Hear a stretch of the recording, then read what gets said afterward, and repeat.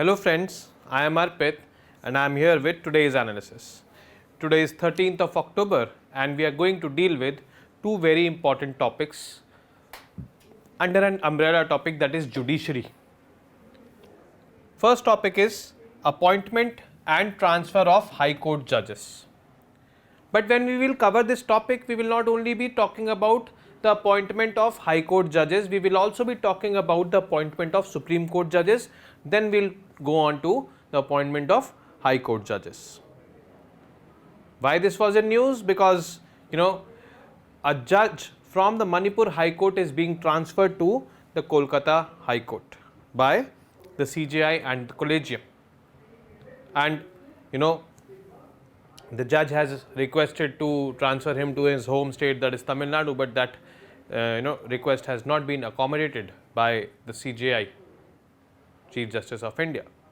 So this was the news, and from this particular news piece we are going to elaborate on the entire appointment and transfer, I would say, procedures for the judges of Supreme Court and High Court. Obviously judges of the Supreme Court cannot be transferred, so we will not be picking up their transfer, but yes, High Court of judges can be transferred, so we will be talking about their transfer. The next is pendency of cases in judiciary. We have talked a lot about it in our previous videos, and here in this particular topic we will come to know that what are the reasons why cases are pending in the Indian judiciary, why the Indian judiciary is not so efficient. There are multiple reasons for that.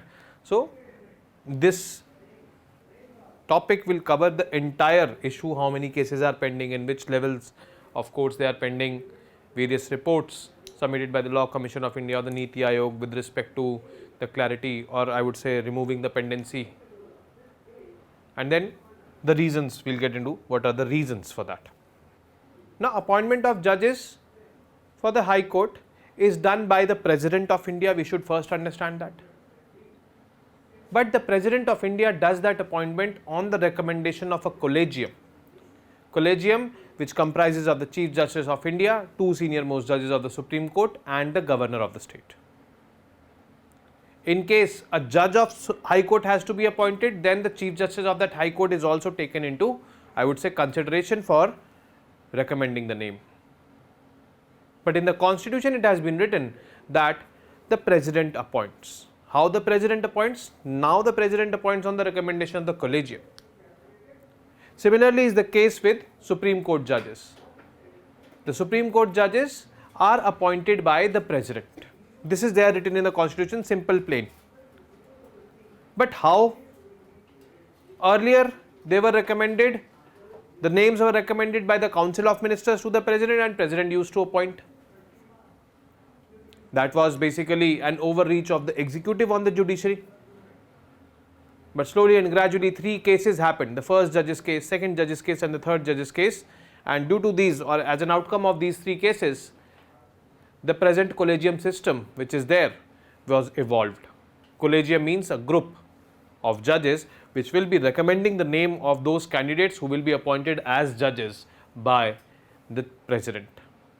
Now this collegium system simply signifies that the judiciary has given itself the primacy for appointment, not to the executive, because earlier it was with the executive when the Council of Ministers was recommending those names to the President. And by doing so, judiciary believes that they are making judiciary exclusive of the executive, which is one of the basic features of the Constitution. So let us look into this, how and why this was in news. First of all, basically a SC collegium recommended the transfer of Manipur High Court judge. The name of the Manipur High Court judge is Justice M.V. Muralidharan to Calcutta High Court for better administration of justice. SC firm on transfer of Manipur High Court judge. Why SC firm? Because this Manipur High Court judge, Mr. Muralidharan, actually requested that he should be transferred to his home state, to the Madras High Court, but that request fell on deaf ears. Means the Supreme Court collegium said that there is no basis, there is no logic of you transferring to the Madras High Court. We will be doing you to the Calcutta High Court only. So, the appointment of SC and HC judge is done by the collegium. The collegium also recommends transfer of High Court judges. The transfer of Supreme Court judges cannot be done because there is only one Supreme Court in the country, but there are many High Courts. So, from one High Court to the other High Court, who will be doing it? It will be the collegium which is sitting in the Supreme Court. Now, the collegium system. Now, we need to understand this. We need to understand this in this way, that in the collegium, or I would say not in the collegium, but in the constitution, it is clearly written that the SC judge will be appointed by the president of the country. The High Court judge will also be appointed by the president of the country, and nothing more than this has been written. Now, it was an inherent assumption that the president would be doing these appointments on the recommendation of Council of Ministers, which is headed by the PM. So, they started, when we started our constitutional journey after 1950, this was the norm. Council of Ministers was recommending the name to the president was appointing them as judges. But this is basically executive, and this amounted to a lot of executive interference in the judicial matters. There were cases of court packings,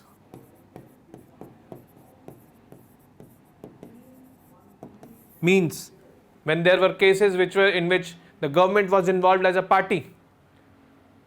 So, a lot of judges were transferred, they were changed from one place, one court to the other court, and those judges which were, I would say, reinstated, or I would say they were there placed, appointed by the government, they were obviously had to deliver judgment in their favor, in the government's favor. This is what the judiciary believed. They said that executive is, overstepping in judiciary, which is not letting judiciary become or be independent, and independence of judiciary is one of the basic features of the constitution. It should be there. Justice will not prevail this way. So, this constant conflict between the judiciary and the executive over the years have helped formulate this collegium system. There were three cases: the first judge's case, the second judge's case, the third judge's case, and after the third judge's case, now there is a collegium which recommends names to the president, and then the president appoints them.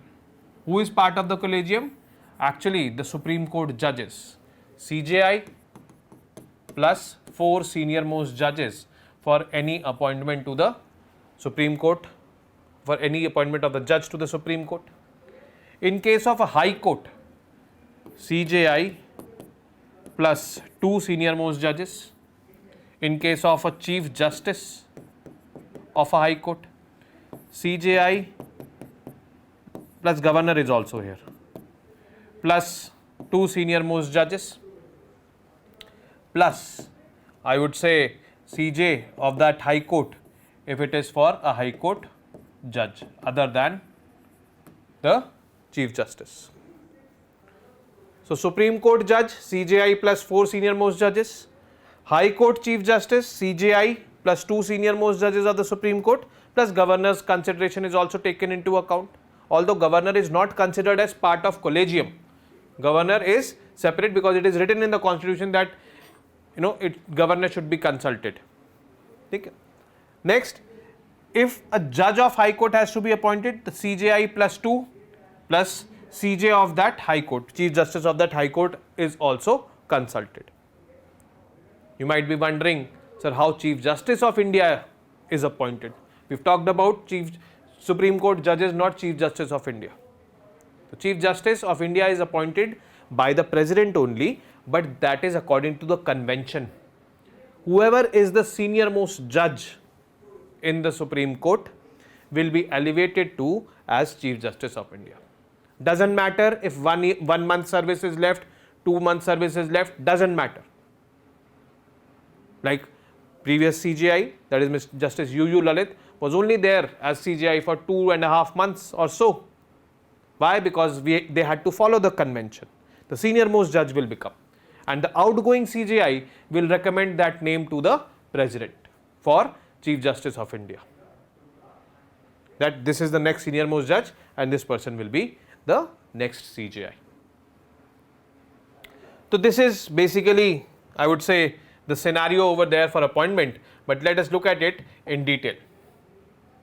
Now it is a system under which appointments are done to the judiciary, and transfer of judges also are decided by a forum of Chief Justice of India and 4 senior most judges. Now Chief Justice of India and 4 senior most judges, these are for Supreme Court judges.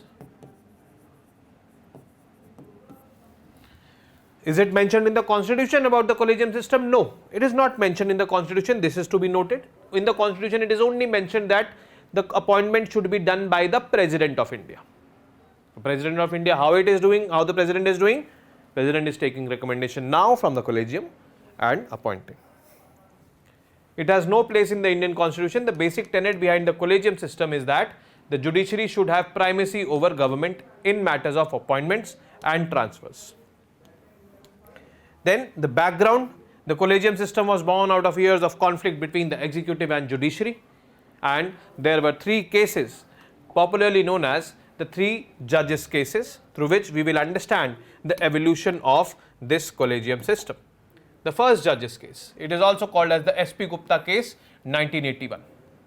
Now in this case we need to understand that the President, before this 1981, the President was appointing, because since it is written in the constitution, the President was appointing, but President was taking recommendation from Council of Ministers. But from this case onwards, CJI's recommendation also the President started taking, but it was not binding on the President to consider CJI's recommendation. So this simply meant that primacy of CJI's recommendation on judicial appointment and transfers can be refused for cogent reasons. President could refuse this. So this simply meant that judiciary did not have primacy in appointments, because it could have been refused by the executive, that we are not appointing this person which you are recommending CJI. We don't want to. So it is like this. Then the second judges case happened. This happened in the year 1993. I would say 12 years down the line. It introduced the collegium system. Collegium, as I said, it is group of people. Earlier only CJI was there. Council of Ministers was there. Basically they had the primacy, but collegium means group of judges here. So it was not collegium, it was only CJI earlier. Now it was collegium because it was CJI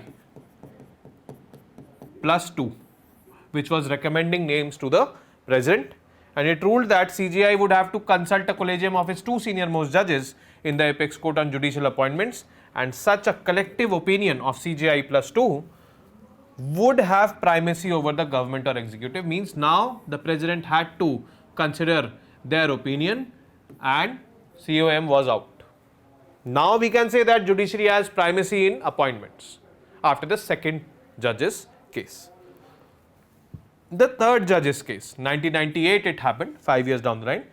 Nothing substantial in it happened, but just the collegium was expanded from CJI plus 2 to CJI plus 4. This was the expansion of 2 more members. Now they were recommending names to the President and the President was appointing. And this is how it presently is. The collegium recommends. On what basis it chooses, no one knows. It is not that transparent. That is why this collegium system is criticized also many a times.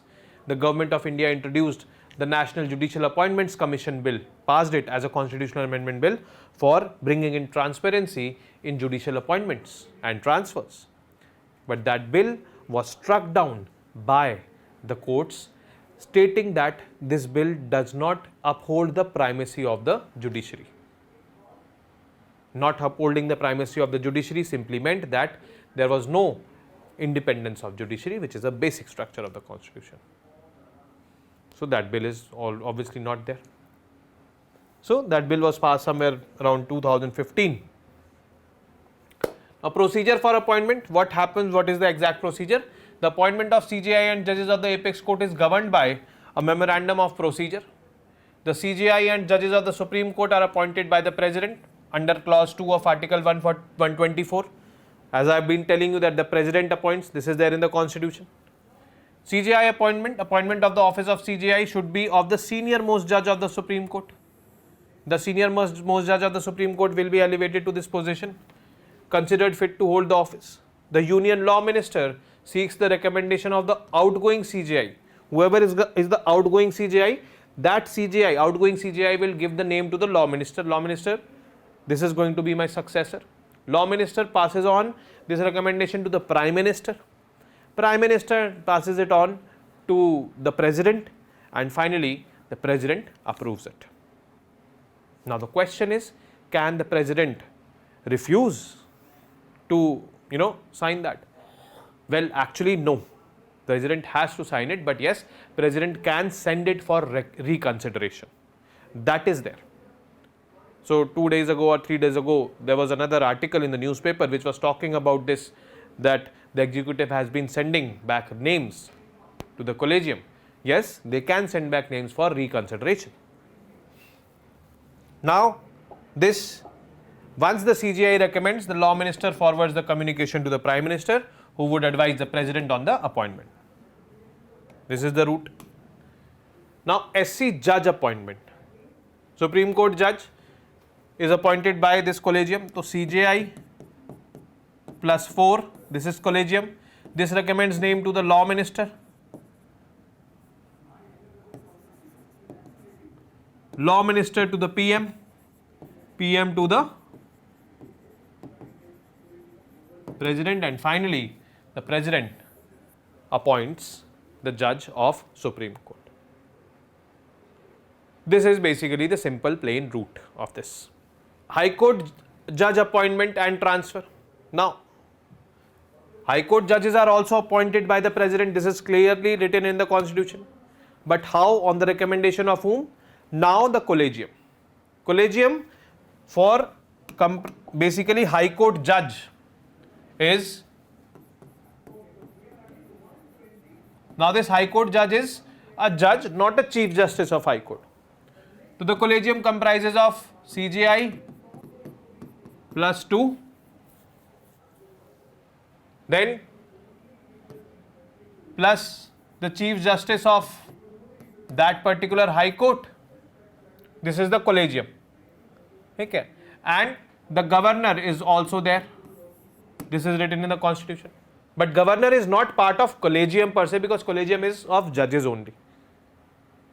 Now, in case a Chief Justice has to be appointed, now in that case, Chief Justice of India plus 2 senior most judges of Supreme Court. That is the only collegium.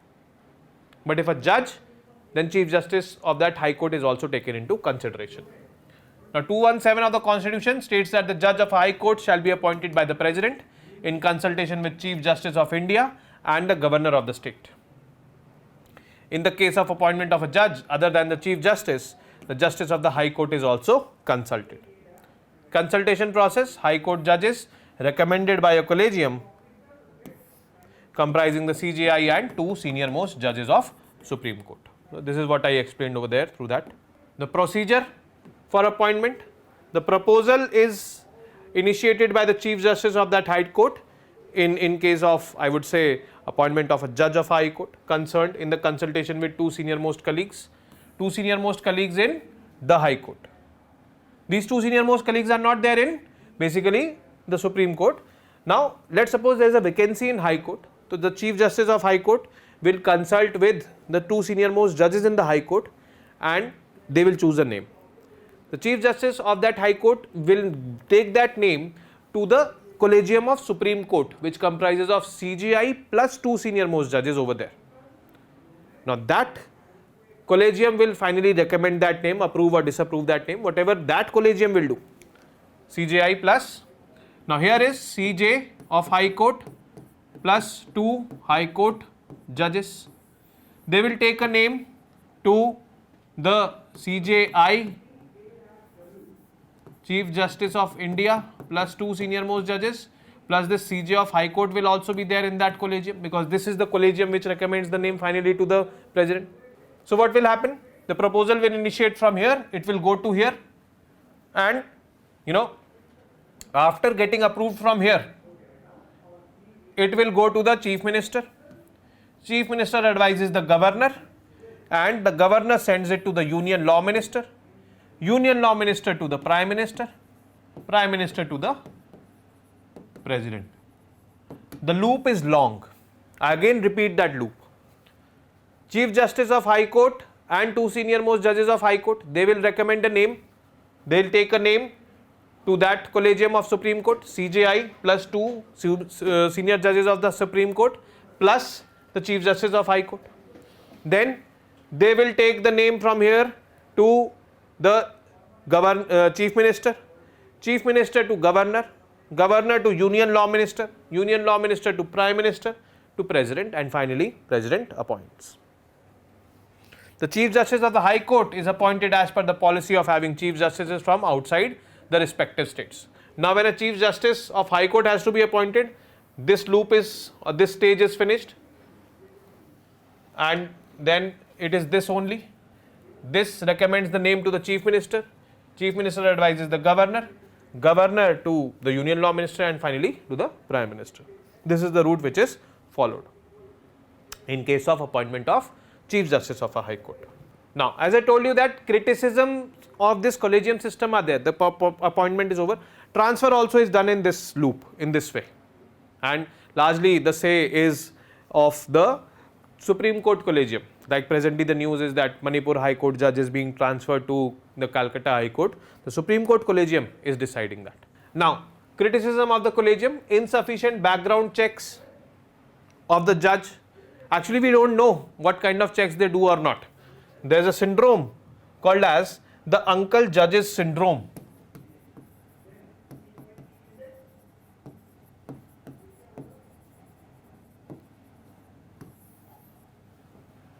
This is obviously an informal term, but yes, quite popular, in which they want to signify that nepotism is there. Those who have good connections, they will be elevated, they will be recommended like this, because there is no insufficient background check. It is non-formal and opaque, and it overlooks the talent pool. Those who are actually worthy are not chosen, are not appointed. And to bring in transparency, that is why the National Judicial Appointments Commission Bill was passed as a constitutional amendment bill in 2015-16, which was proved as null and void by the judiciary, because in NJAC, this committee, Law Minister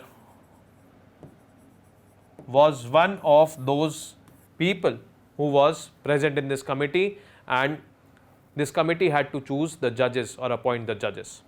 So the judges of Supreme Court, while nullifying this NJAC, they said that this Law Minister, presence of Law Minister means executive is present in appointment of the judiciary members.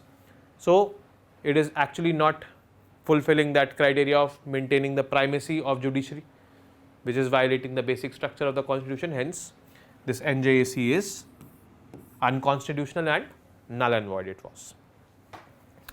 So this is about their appointments and transfers. Now I come to the pendency of cases in the Indian judiciary. Around 4 crore cases are pending in the Indian judiciary, and which is, I think, the highest in any country. The highest amount of cases are pending in the district courts of the country. There are various reasons for that. The judge strength is low, which is actually, when we compare with other countries, it is pretty low. The judges are made to do some administrative work, like they have to prepare their roster, which kind of cases they have to hear, which kind of cases they don't have to hear, when they have to hear. And this kind of administrative work is done by a third party, I would say, in other countries. And these judges go on holidays also. Then we have this cumbersome, I would say, judicial process, in which we keep on, adjourning the cases, adjourning the dates. Infrastructure is not adequate at times. There are frivolous litigations a lot. Some litigations are done for popularity. All these, I would say, factors have clogged the Indian judicial systems, due to which they have become inefficient. According to the Law Commission of India, or according to Niti Aayog, it would take more than 300 years from now to resolve all the cases. And in the next 300 years, how many new additional cases will be there? God knows. As the population is increasing, the number of cases are also increasing, and unfortunately the number of pendency or pending cases are also increasing. That has to be looked into. So let's see how many cases.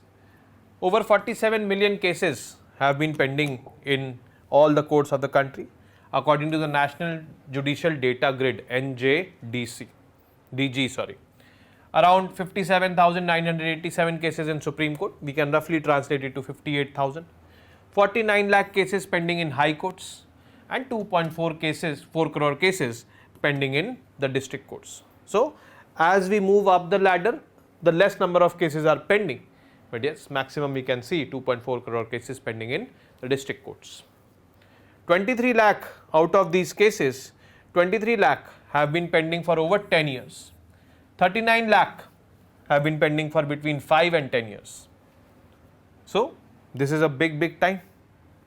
The Law Commission report in 2009 had quoted that it would require 464 years. Niti Aayog said that it would take 324 years to clear the backlog.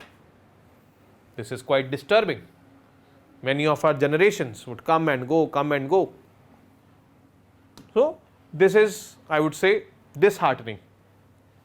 The pendency through the years, pendency in 2019, 20, 21, 22.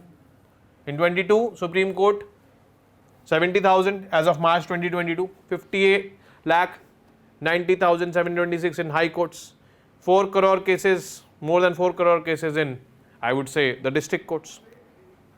This is the level of pendency in 2022.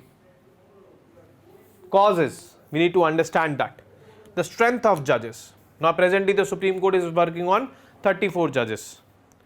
However, the pendency is the least over there amongst all the levels. But yes, we analyze this particular strength, judges' strength per million population. India had 21.03 judges per million people, and if we compare with UK, 51 is the figure over there, 51 judges per million, US 107 judges per million. So justice delivery definitely will depend on the strength. The 120th Law Commission of India report has suggested a judge strength fixation formula.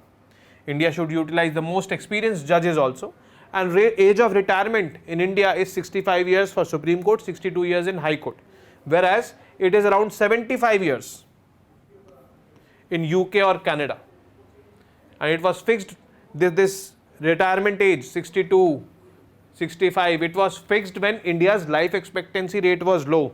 Now the life expectancy rate has increased drastically, and so this should be increased. Judicial appointments. When I talk about judicial appointments, there is a tussle between the executive and the judiciary, which we just saw first through those collegium, those three laws or those three cases, the first judge's case, second judge's case, third judge's case, and then NJAC, it was nullified. So there is this tussle, it must be resolved on a war footing. The collegium system of judges appointing other judges should be replaced with a more viable scheme which brings in more transparency. The Constitution of All India Judicial Service can also help India establish a better judicial system in which the appointments will be done on the basis of, I would say, examinations. Administrative burden on the judges. As I told you that these judges, they are busy preparing their rosters, which case they have to hear, when they have to hear, and they are wasting their time in that, or they are spending their time in that. I would not say wasting, but yes, investing the time in that. But just imagine if they would have invested their time in some hearing, so it would have, resolved more cases. In other countries, there are third party, I would say, or this administrative work has been delegated to some third party. You do this administration work, I will do the hearings only. The judges are like this. So it is this. India can emulate the same with a separate professional agency with the administrative expertise, specialization and modern management practices and technologies, like it is done in other countries. The Union government had suggested Indian Courts and Tribunal Services, an authority charged with supervising and fulfilling this administrative requirements of the courts, and this will increase the productivity of the court system also and assure timely delivery of, I would say, justice. Frivolous litigations. There are many, I would say, petty litigations like check bounce cases or traffic challans and all. These are also counted in 4 crore cases which are pending. It is not like 4 crore, I would say, big cases are pending, but these cases are also there. But these cases also at times they get extended too much and they consume unnecessary time of the judges. Then poor judicial infrastructure. Many court complexes operate from rented premises. So CJI N.V. Ramanna has remarked that the National Judicial Infrastructure Corporation should also be there, should be created for the standardization and improvement of the judicial infrastructure in the country. Then technological constraints. Certain categories of cases can be moved to, I would say, permanently to an online disposal system. We were doing it. We started it in, I would say, the COVID times, and now the Supreme Court also has started with this online hearings and all. So this could eliminate, or this could, I would say, increase efficiency of justice delivery in the country. Then issue of under trials. Around 76% of prisoners in India, they are under trials, means their cases are still pending in the courts and they are serving in the jails. Now the Supreme Court recently directed the government to consider the introduction of Indian Bail Act to streamline the grant bails as done in various other countries like the UK. Then we have frequent adjournments of the courts. So we do not know when the next hearing will be. At times it is like tariq pe tariq. So it is something which is not, I would say, required. Then volume of appeals. Almost 40% of the working days of the Supreme Court judges are consumed in determining admission of special leave petitions. Special leave petitions are those petitions which can be, filed by anyone in the Supreme Court and High Courts, and it depends on them whether they want to admit it or not, on the Supreme Court or High Court judges respectively. Now much time is involved in determining whether these should be admitted or not. Now if there is this separate administrative body, then that could better filter out things, and then final decision should be taken by the courts or the judges also in doing this. But yes, spending too much time on this, determining whether petition to be admitted or not, that is something which is undesirable. Poor management practices. Now there is a system of holidaying, long vacations for the courts. These judges go on, I would say, summer vacations, summer breaks and all, and it is basically a convention from the British era. Now also they are practicing it. The former CJI, Justice Lodha, had recommended that instead of all the judges going on vacation at one time, individual judges should take their leave at different times throughout the year. So this will make sure that the courts are running, courts are going on. It will ensure that the courts are constantly open and there is always benches present to hear cases. But again, this has not been, I would say, implemented right now. Absenteeism of judges. Despite that, summer break, they are still absent, and that is why one of the judges, actually CJI Ranjan Gogoi, ex-CJI basically, he proposed this no leave formula for the judges during the working days of the courts. This would ensure that those judges, they are there to hear the cases, and better disposal of those cases will be done.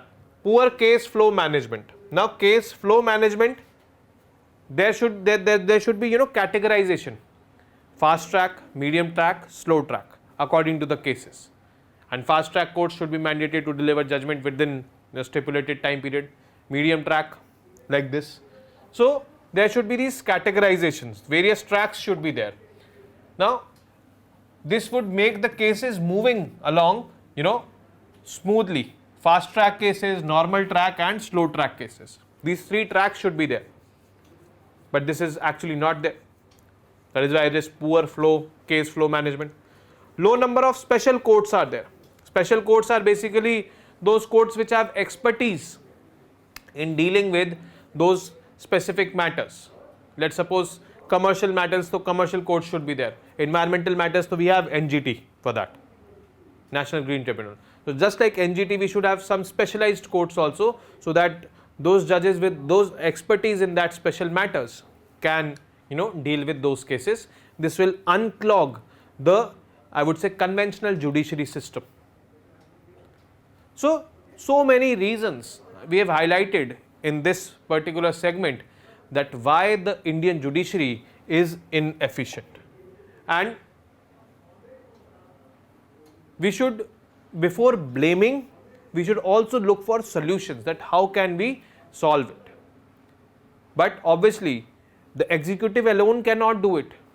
It is the judiciary from where these reforms should come, because judiciary, executive has limitations. If it goes on for, I would say, suggesting too much, or obviously it cannot do because judiciary has primacy in its activities, day-to-day activities. So it can suggest only, but it is the duty of the judiciary to actually undertake these reforms to make its system more efficient. And it is always easy said than done. So they, may consider this as I would say, some necessary steps to be taken. And this is it from today's session, and I will be meeting you tomorrow with some more informative news pieces. Till then, you guys know what to do. Keep studying, keep reading, keep writing, and most importantly, keep revising. Namaste, Jai Hind.